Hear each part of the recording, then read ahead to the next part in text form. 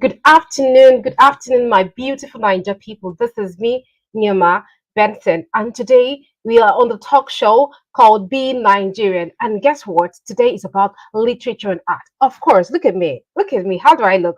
I'm looking like art right now because we're going to talk about literature today. So in this show, what we do, we talk about the greatness of Nigeria, the great people that have done so much lovely things. And just today, we're going to talk about literature. That's my most loved conversation because I myself am an author. So let's get to see who we're going to talk about today. We're going to talk about great people. So today, sit tight and enjoy because we're going to take you on a roller coaster of mind blowing individuals that have graced the path of literature in Nigeria. So I'm not hosting the show alone. I have a co-host that I love so much, the person that I call Massive Mark with a massive heart. Please welcome Massive Mark.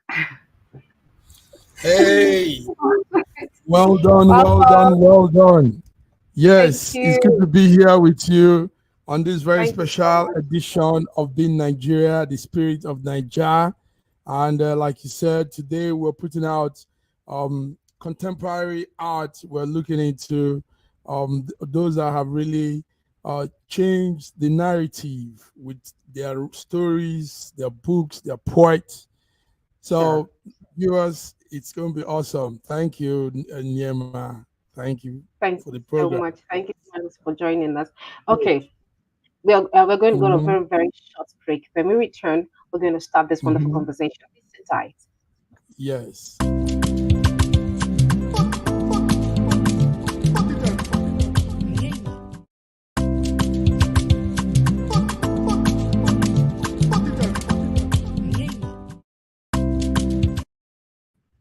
Okay, welcome back, my amazing Niger people with the jolly spirit. I ever love Mm. successful spirit, of course. So Yeah. today, we are going to talk about, like I said, we're going to talk about literature. But before that, please, if you're not subscribed to my YouTube channel, please go and subscribe. Click that notification button so you get to see this episode more. And please share this link for people to join on this beautiful conversation about literature and art. So today we're going to talk about highlighting. We're going to be highlighting Nigerians authors and poets, Nigerian Hmm. authors and poets and their works. Okay, I love this Yes. part so much. I don't know, how do you feel about this topic, Massive Mark? Yes. Beautiful. It's nice, like we said, to have people that change the narrative with their book writing, their poets, and a lot of us have grown through these novelists, these people, these writers. We've used their books to also have a mirror to the world, to Definitely. how things are in the world. And also their books reflects who we are as Nigerians, like you say, Sure. being Niger. So Hmm. who's your first author today? Who do we look My at first first? thought today is, of course, another person, that the great Chinua Achebe. Oh, Mm, Chinua Achebe, mm, the great African okay. writer. Yes, Yes. someone that brings the culture of African into his writing. He wasn't influenced by the colonial writers, like by Mm-hmm, their. It was indulged. It was like mm-hmm. inside African culture. Even though he was using a foreign language, he still introduced the Igbo culture to his writing. So Yes. I kind of love Yes. his work. And his work, that's not his first actually. One of his works that I Mm-hmm, do love so much that has been so popular is Things Fall Apart. Of course, we know that story mm-hmm, so much. Things Fall mm-hmm, Apart. mm-hmm, Hmm. mm-hmm, Where mm-hmm. the synopsis. I don't know. Do you know about the synopsis of this book? I, Yes. You just mentioned the greatest of them all, Chinua Achebe. Yes, he's also called Albert Achebe. mm, wow. So yes, Chinua Achebe was born 16th November and November that's 1930, and he passed away March of 2013. So, a great novelist, a poet, also a critic. He was a critic. He was a major figure in the time when a new Africa was emerging. So he was able to also criticize government policies and all that. Yes, his first book wasn't actually Things Fall Apart. Things fall apart. It It wasn't. was I think it was one Magnus Opus. Magnus I've forgotten that book now, but Things Fall Apart was like a second book in 1958, and it talks about a lot of things, African literature in one piece. Till today, Things Fall Apart remains one of the most widely read, most translated book, and everybody. I mean, to have an insight of Africa, of life, you need to read Things Fall Apart. So Things Fall Sure. Apart talks about it's more of it centers on governance, it centers on family, it centers on remember also this was a time when the civil war, the Nigerian civil war was Yeah. yes, that period. So Things Fall Apart said a lot, and I read Things Fall Apart. One touchy part of the story is where Okonkwo, the main character in the story, had to he had to sacrifice a young boy that lived with him, and he had to do that because, some reason. And at that point, it became very touchy, became very emotional.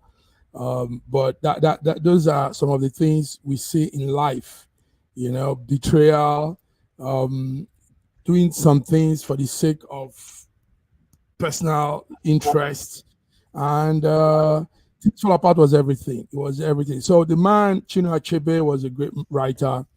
Take note that his own influence too was characterized by what he saw at that time. That was a Mm. transition from British, the British colonial system to Yeah. Nigeria taking over and all that. Yes, so Things Fall Apart.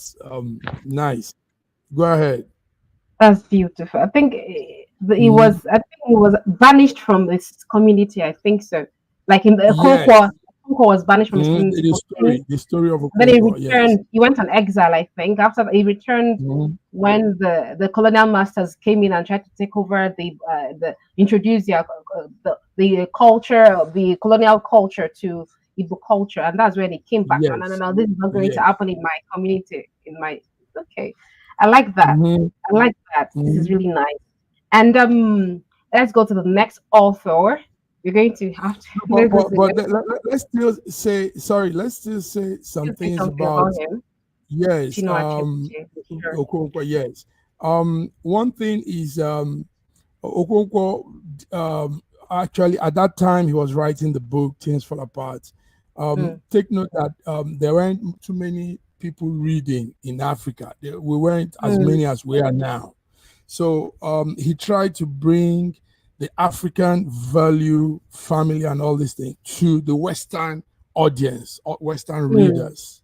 mm, And that's very important. That's why Things Fall Apart became a major, a worldwide, a global novel, mm. because it introduced Africa to the global audience, Sure, and nobody at that time did that.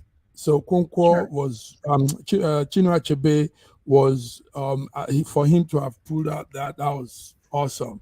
So introducing that Africanness, being Mm, Nigerian, and all those traits that we have, introducing it to the international readers, international audience. So he that's good. used his book. Go ahead. Yeah.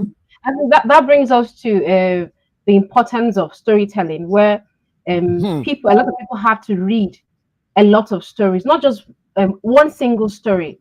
Like Hmm. I need to know about the culture of the Americans. If I need to know, I need to read their book. If I need to know about the culture of Yes. the French, I need to read their book. So I like that. What he did was very good. Absolutely. Introduced Yes. the culture of Africa to the Western media. Like just read about us. This is what how we are. Hmm. So you not have a Hmm. single stereotype of Hmm. Africa. That's really Good. that's good. That's the So importance of yes. literature So actually. yeah, that's very important to note. So that was what Things Fall Apart did, and he went on to win a lot of award for that. Mm, Chinua Achebe won awards because mainly because of Things Fall Apart, and take note also that the book also had movie, it had the movie, the film version of it, and other Oh, aspects that came out of just that one story. So Things Fall sure. Apart portrayed African culture, portrayed colonialism, portrayed Mm. masculinity.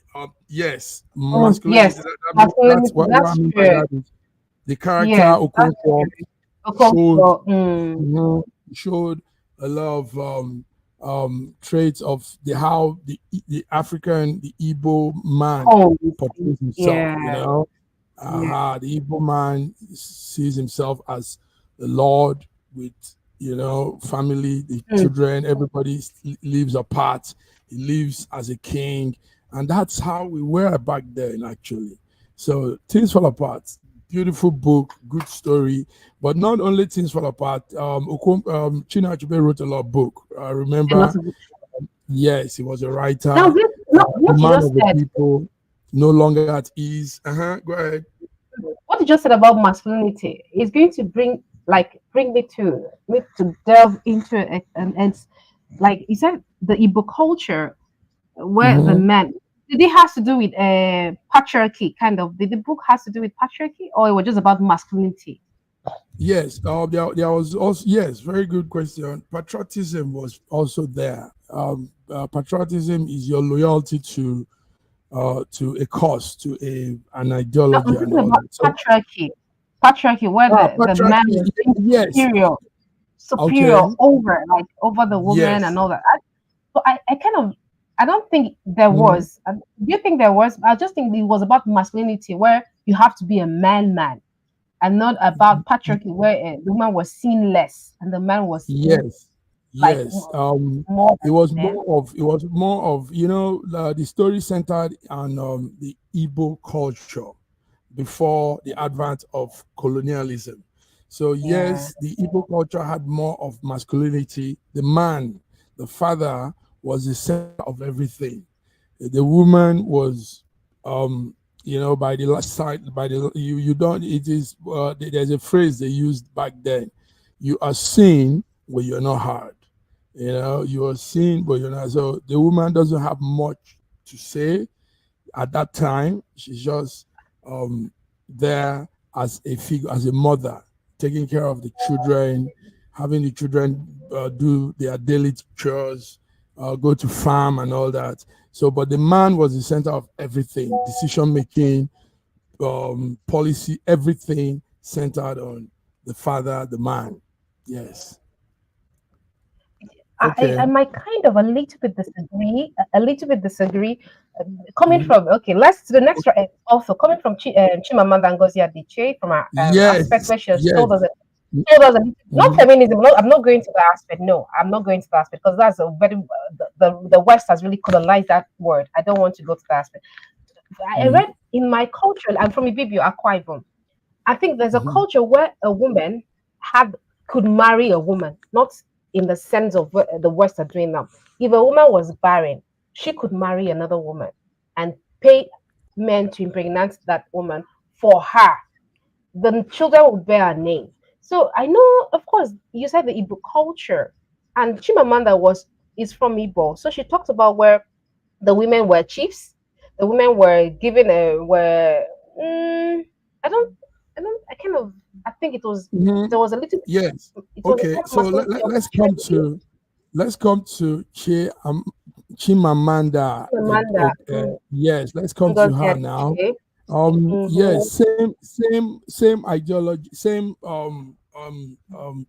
gift of writing. She had that same gift like China Chebe, but now she brought in a totally different viewpoint to the African writing. So Chimamanda Ngozi Adichie, yes, an author, and yes, she's going to win lots and lots of Lots of awards. right word, yeah. Novel, yeah, but her own outlook was far different. She was looking at the um, the African woman, what today people call the feminists.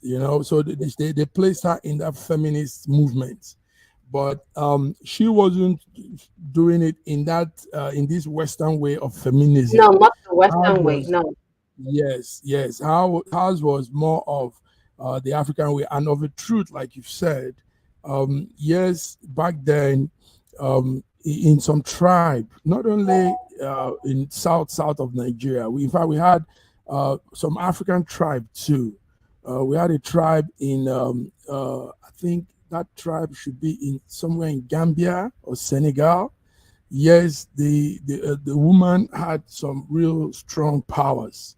We also have the tribe in Togo and Benin of Mm, West Africa. Some of these countries, those days before the advent of colonialism, before the white man came in, they had those traditions. Women were householders. I mean, they held the home. They were like you said of South. A woman could go out, marry other women, and have men. Make that for procreation. So yes, Chiamanda brought those awareness out to us in her recent books she wrote. Like you have that half of a yellow sun, she wrote, and definitely. yes, we should all be feminists. That one Yeah. became, we should all be feminists became something they took up. Even Beyonce had to come up with movies and scores and stories on that. Yeah, that's Yeah. flawless. She called it So, flawless. Flawless. yeah. Go ahead. Yeah. Okay, I think in Chimamanda's perspective of feminism, Mm-hmm. if you're going to just talk a little about that, it was about a woman. It was mostly about womanhood.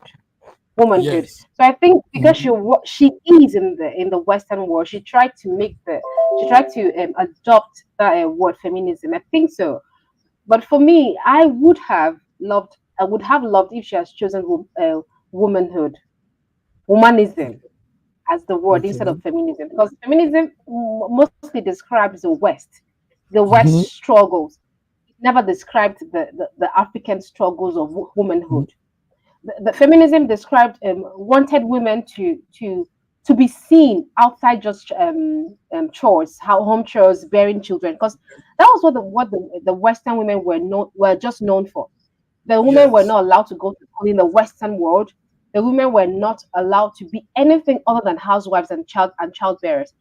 Whereas in Africa, our women were more than that. Were more than childbearers.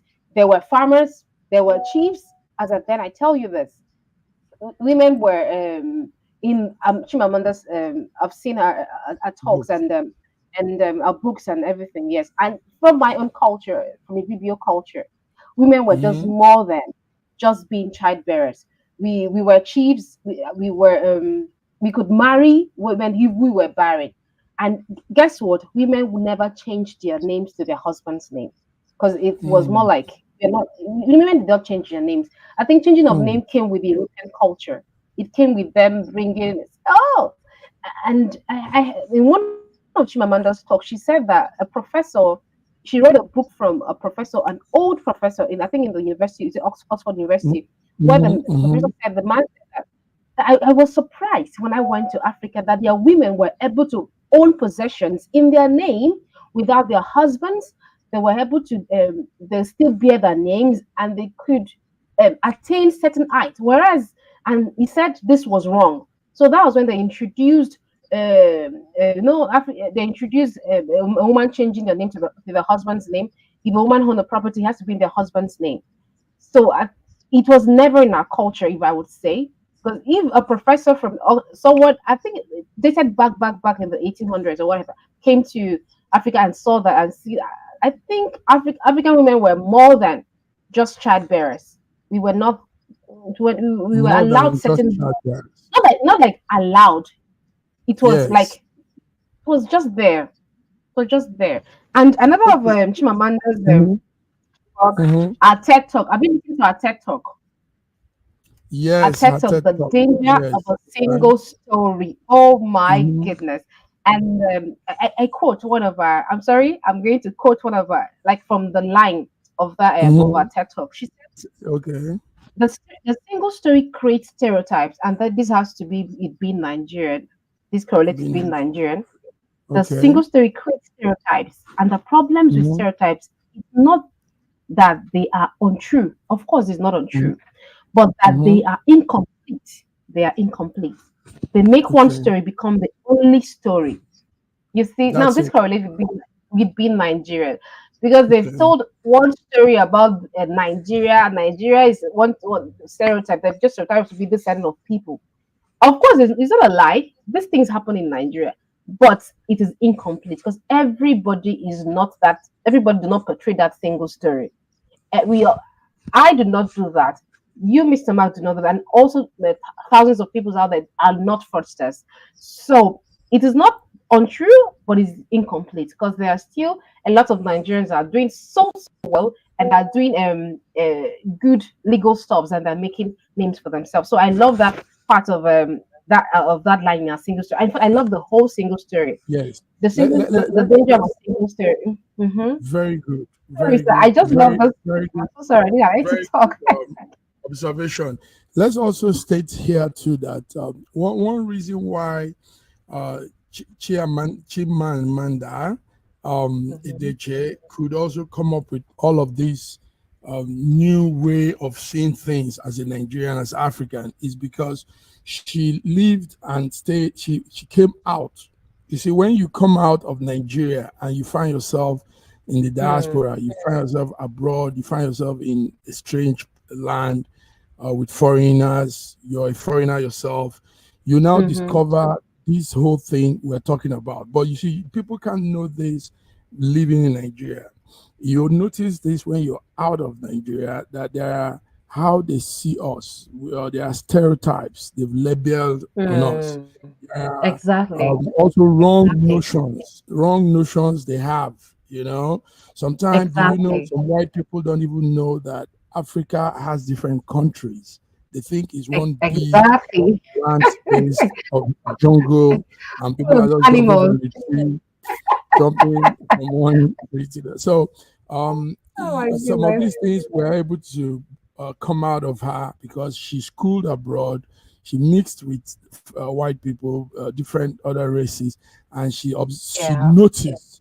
You see, another. This is another thing. You can actually be out here abroad, but you don't get the digits. You don't see the sign. You know you're just there. But when you're articulate enough, you can get the signal and see how they portray you, how they see you, how they want to assume Exactly. you are. Labeling, like you said, stereotype, and all those verbs, all those nouns to describe labeling people. So Chimamanda was able to really see this, and that's why she could come up with all those beautiful books, beautiful Definitely. novels, beautiful write-ups, and concepts, Like and like this one. a long way. Yeah, go ahead. Hmm. Like that's Americana. Now you talk about being abroad and seeing how you get to know how people get to see you. So in this book Yes. Americana, she was able to tell us how she was being seen as a black woman for the first time in America. No, Hmm. she Hmm. never knew she was black until she went to America. That was when she knew, oh, I'm actually black. So she only Hmm. saw herself as an Igbo girl in Nigeria. She said that the problems that she faced in Nigeria was only tribal. Oh, you are Igbo, I'm Yoruba, I'm this. But when she went to America, she realized, oh, you are black, Hmm. and also she said that someone was speaking to her in a very slow. I know you can like because Trying that person to felt she could not speak mimic English. her, and Yes, yes, trying to walk her yes. about English. So when she said, "I can Okay. understand," you said, "I bet you can." Hmm. So she could like that stereotype. Like it was really nice. I love the book to Americana. Okay. It's a very nice novel. Nice one. All Mm-hmm. right. Nyama, let's go on to one of the poets we have. I think you said we're doing writers and poets, and And one poet, big yes. poet is Christopher Okigbo. Christopher Okigbo. Mm-mm. Tell us, what do you know about him? This this man, I think he was born in the 1932. I think they're about Hmm. 1930s or 30. Hmm. That's Hmm. within that day. And Hmm. this man, his philosophy was he was against it. He wrote his book in the post-colonial times. Era. yes, time era. He was against the British people colonizing Nigeria, and he loved his Igbo tribe, his Igbo culture that he wrote in an obscure way, even using the English language and introducing the symbols of the Igbo culture that the people who read the book said it was so obscure, so hard to understand. So Mm, like he's a beam, like I would say, people might have loved to worship because of his works. One of his works are Labyrinth and Heaven's Gate. I think very mm-hmm, much about Heaven's Gate, where he was talking about how the a child is being lost. mm-hmm, The person, the poet there, it was lost, and he talks about how someone was trying to find his culture, how it's the wise cool. men has brought their culture to them, the Christianity and everything. And this person here was trying to find his culture, and this person needed to be cleansed, and that was from the Ido. Is it Idodo waters, the river there in nature? This Mm-hmm, man here they call him an icon of complex symbol. That's what they call him. mm, I mm. love his works. I've not really read his works, but So I love what I've known about him so yes, far. I Mm. I read Christopher's Okigbo's book. I read Wow. that one you talked about, the Heaven's Gates. Mm. Yes, interesting thing about him is this: he believed that he reincarnated. That is, he came Oh. the life Mm. of his grandfather. His That's his grandfather. belief. True. Yeah. So, Yeah. and because of that belief, he did a lot of things that were really strange to people at that time because he believed in reincarnation. Now, reincarnation is like, Mm-hmm. coming the life of somebody again, coming like Yeah. twice.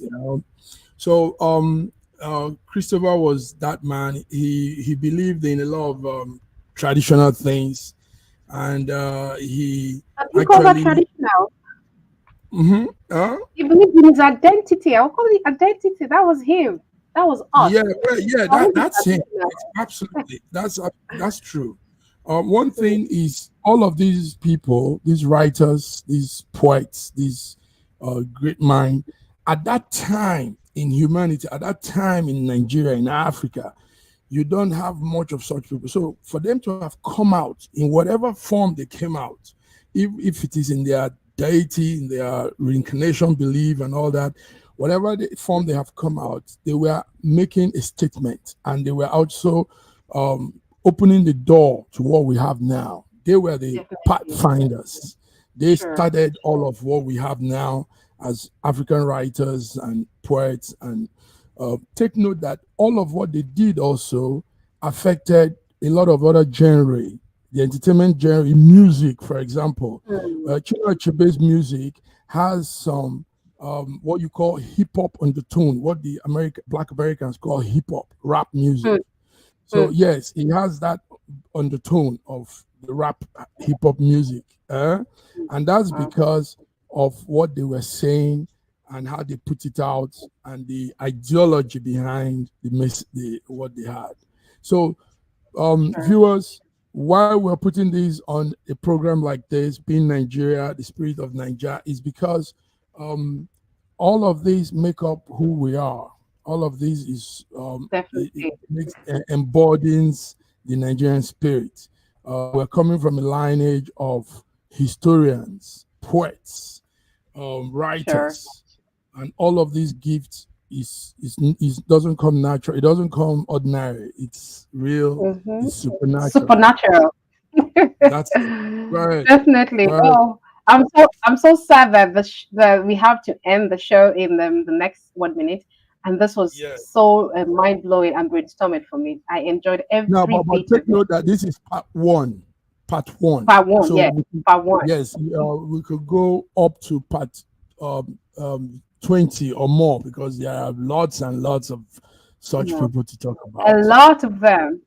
Definitely to Yes, talk about in Nigeria. That is just the spirit of Nigeria. that's Okay, it. this was so good. And to even say, I don't want to sound like but this all those people here that we just mentioned today are all from the Igbo tribe. They're all from the Igbo tribe. So there is more to talk about in other tribes of the Nigerian culture. There are a lot Yes, of Wale writers. Shrinka, there are many more. Okay, viewers, Like, yes.